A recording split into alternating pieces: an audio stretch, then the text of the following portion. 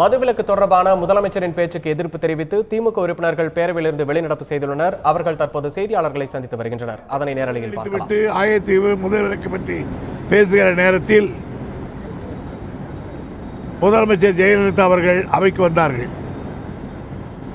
அவர் வந்த பொழுது அமைச்சர் சொன்னார், இந்த மதுவிலக்கை பற்றி சில சொல்ல வேண்டுமானால் யார் யாரோ இன்றைக்கு எதுவும் சொல்லுகிறார்கள், ஆனால் முதலாக இந்த மதுவிலக்கை கொண்டு வந்தது உங்களுக்கெல்லாம் யார் என்று தெரியும் என்று அவ்வளவுதான் அவர் சொன்னார்.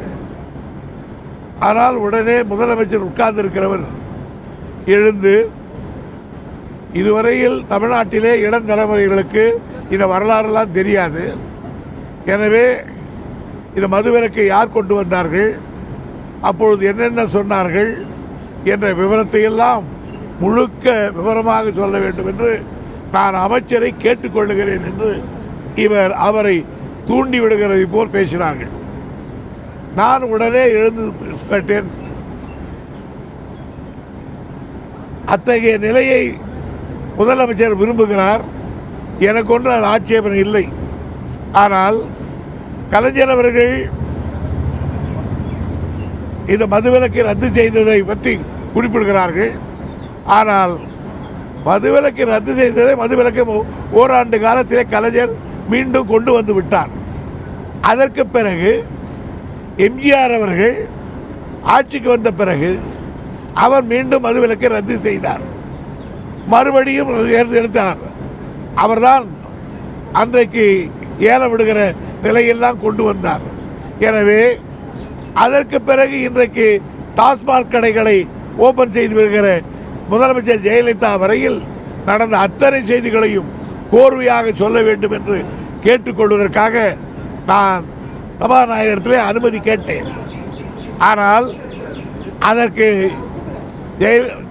சபாநாயகர் அவர்கள் அனுமதி தரவே மறுத்துவிட்டார்கள். எதிர்கட்சிகளை உட்கார வைத்துவிட்டு கையை கட்டிவிட்டு பேசுவதற்கு வாய்ப்பில்லாமல் சகட்டு மேனிக்கு எங்கள் மீது குற்றச்சாட்டை சொல்வதென்றால் என்ன? எனவே ஜெயலலிதா அவர்கள் மதுவிலக்கு கொள்கையிலே மகாத்மா காந்தியினுடைய பேத்தியை போல் அவ்வளவு உறுதியாக இருப்பதை போல பேசுகிறார். நான் இன்றைக்கு சொல்லுகிறேன், மதுவிலக்கை தவிர்க்க முடியாத ஒரு காலகட்டத்தில் கலைஞர் கொண்டு வந்தார். அப்பொழுது எம்ஜிஆர் அவர்கள் தான் சிறுமி சேமிப்பு தலைவர். அவரே என்ன சொன்னார், இருக்கிற நிதி நிலைமைக்கு மதுவிலக்கை கொண்டு வர தளர்த்துவதை தவிர வேறு வழி இல்லை என்று சொன்னார். பிறகு 77 அவரே ஆட்சிக்கு வந்தார், அவரே மதுவிலக்கை தளர்த்தினார்.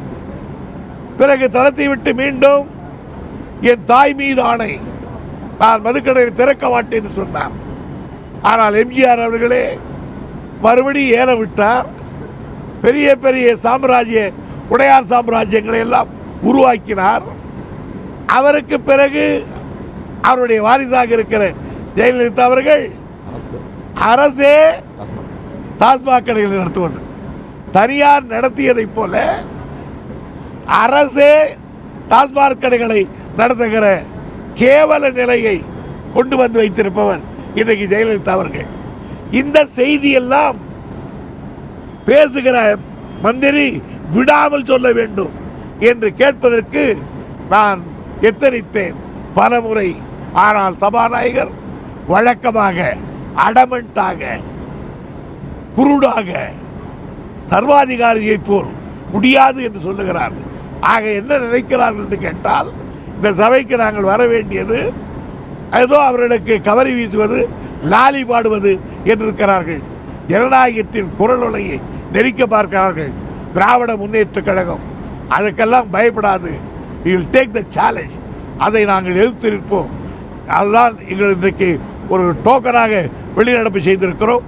மீண்டும் நாங்கள் உள்ளே போய் பணியாற்ற முற்படுகிறோம். சார், இப்ப முதலமைச்சர் நீங்க வெளியில வந்த பிறகு அவையில தெரிவிச்சிருக்காங்க, முன்பெல்லாம் எதிர்கட்சிகளை வந்து வெளியேற்றணும், இப்ப திமுக வெளியேற்ற வேண்டிய அவசியமே கிடையாது. ரெண்டே பிரச்சனை பேசினா அவங்களே வெளியே போயிடுவாங்க. ஒன்னு மதுவிலக்கு, மற்றொன்று கச்சத்தீவு. இந்த இரண்டு பிரச்சனைகளை பேசினால் அவர்களாகவே வெளிநடப்பு செய்து விடுவார்கள் அப்படின்னு இப்ப தைரியம் இருந்தால் எங்களுக்கு தனியா கச்சத்தீவை பற்றி ஒரு நாள் வாதிப்பதற்கு திராவிட முன்னேற்ற கழகம் தயார். அதே போல் மதுவிலக்கை பற்றி நாங்கள் பேசுவதற்கு தயார். ஆனால் முதலமைச்சருக்கு நான் சவால் விடுகிறேன், எங்களுக்கு பேசுவதற்கு வாய்ப்பு உண்டா? சபாநாயகர் நேரம் வாங்கி கொள்வதற்கு தயாரா? அப்பொழுது நாங்கள் பேசுகிற பொழுது வெளியே போவது அவர்களா நாங்களா என்பது தெரியும்.